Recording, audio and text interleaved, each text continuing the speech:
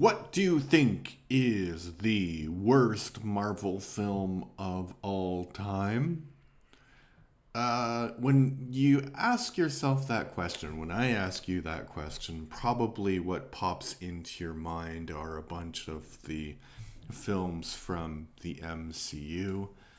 And I think that there might be one or two films on that list, but there are other Marvel films which are quite bad. And they're bad for various reasons, like they were made for television as backdoor plots. I think for me, the worst Marvel film ever is the 1978 Captain America movie. I think that might literally be one of the worst, if not the worst, films of all time. So I was quite intrigued after watching this movie that I'm reviewing, Nick Fury, Agent of S.H.I.E.L.D., that this is considered by some to be one of the worst Marvel films. Is it good? No. Is it enjoyable? Yes, it's quite enjoyable. Uh, the film stars David Hasselhoff as Nick Fury. Um, Lisa Rinna as S.H.I.E.L.D. agent Contessa Valentina Val Allegra de la Fontaine. And also important, Sandra Hess as Andrea von Strucker, or Viper. And the plot of the movie is not very important, but basically, Baron von Strucker has been he's been killed. He was killed by Nick Fury, and they've kept his body around because I guess his DNA is entwined with some kind of killer virus, so that if it was left to decompose normally, it I guess the virus would be unleashed on the world. And so they have him in cryogenic sleep, I guess.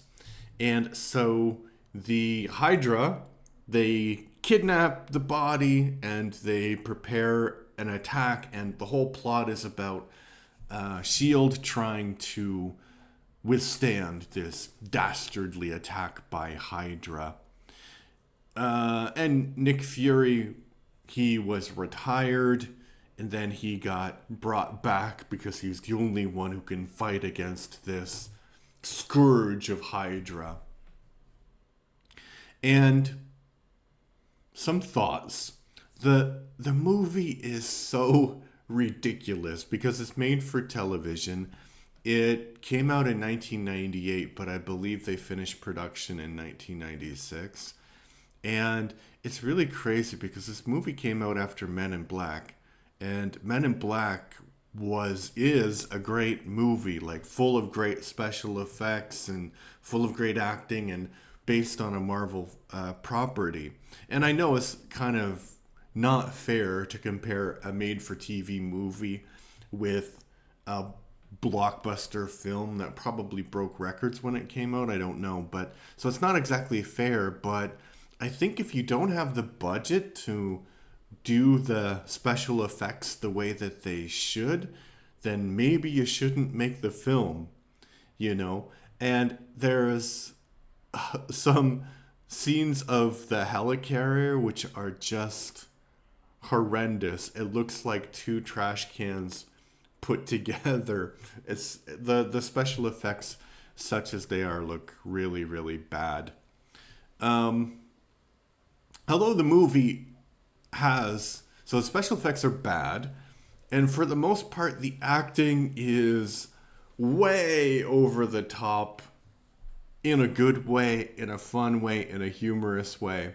So there's this the first scene when Hydra is going to they're going to kidnap Baron von Strucker's body. There's this soldier who comes in, and he's a private, and he's like hacking, which is really ridiculous. Like, how could a private hack this secret government installation? But he like types in his word, his like name, and it's like private something and then password. And so he's trying to refresh the body, and it literally says refresh function. So he's trying to do that. And then they're able to, well, so he's doing that, and while he's doing that, another soldier comes in, and he's just starts talking at level like 15, and you expect this guy to be like a super important character, but he is straight up murdered within 2 minutes. And then he says this, like, he says some line about ours is not to ask why, but to do. And before he gets to die, he gets shot. So that's the kind of movie that we're dealing with.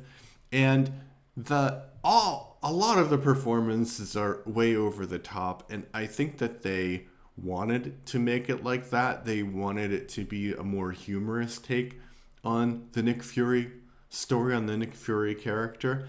And I'll talk about David Hasselhoff in a moment, but the actress who plays Andrea von Strucker, oh, she's just so wonderful. She's just so over the top and crazy, like crazy in a very good way. And what about David Hasselhoff? Does he do a good job in this? I would say not exactly. Because he's doing the over-the-top thing that the whole movie is doing, and that's what they asked him to do. But it doesn't really land because he has like this gruff character, this gruff personality. And you know when actors believe that they're acting in the way that they deliver their lines and the intonation of their voice rather than their whole body, if that makes any sense. So David Hasselhoff has a way of being, right? And as a person who has that way of being, he emotes in such a way. He's not a grumpy guy. And this might sound weird, but David Hasselhoff always had the energy of a super attractive guy. So a super attractive guy is never really, really grumpy, is never really, really embittered. And the Nick Fury in this movie is like grumpy, embittered, he hates humanity.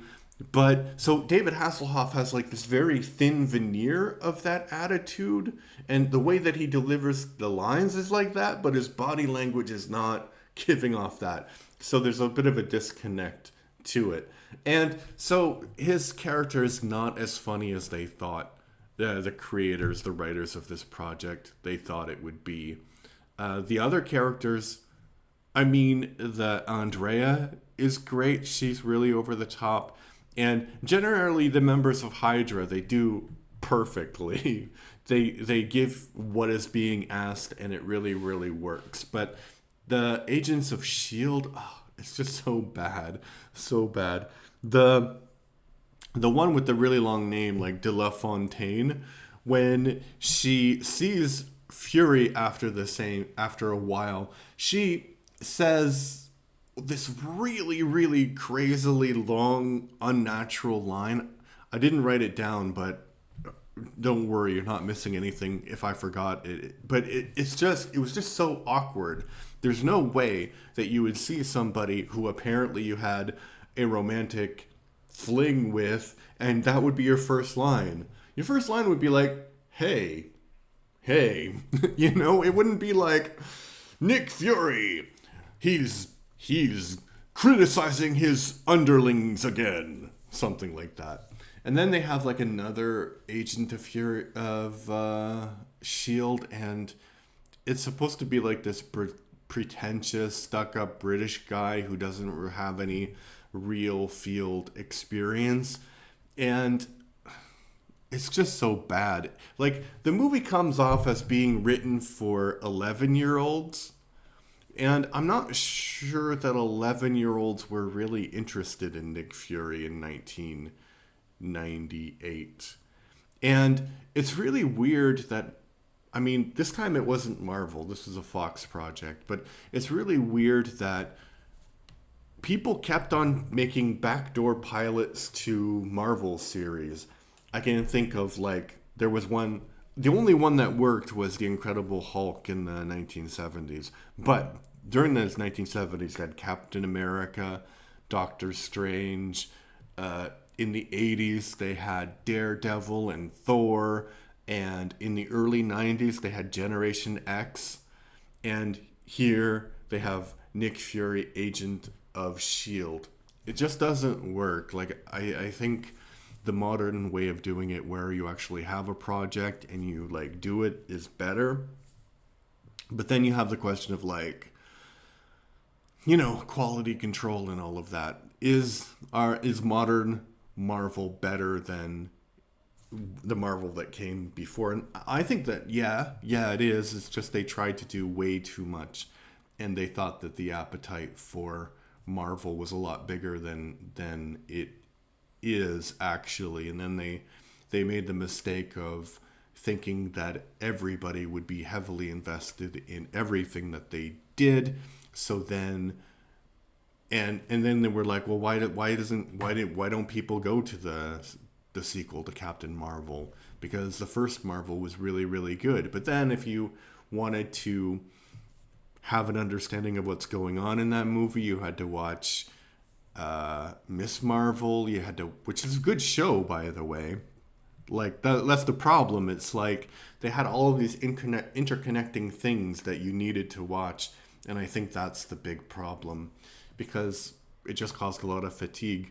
But in 1998, they didn't have that problem. They had the other problem that they weren't able to get their stuff on television quite in the way that they wanted to. So, in conclusion, I've been rambling a bit, but in conclusion, is Nick Fury, Agent of S.H.I.E.L.D. worth watching? I would say yes, but because it's really wild. Some things are really over the top. The production values are horrible. The dialogue is horrible.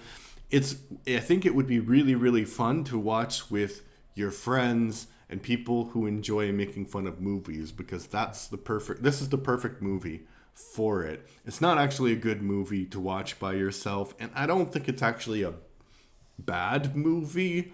It's like in a different category. It's kind of like in the Howard the Duck category, but not as bizarre, unfortunately, as Howard the Duck. That's what makes Howard the Duck a classic. This movie, not a classic, but I think it might make a comeback when people start to rediscover it. All right, what did you think? Did you watch Nick Fury, Agent of S.H.I.E.L.D.? If you did, please let me know in the comments. If you like what I do, I'm trying to be the most prolific reviewer of all time. I would ask you to subscribe to the channel. It really helps the algorithm out. Leave a comment. That also helps people discover my content.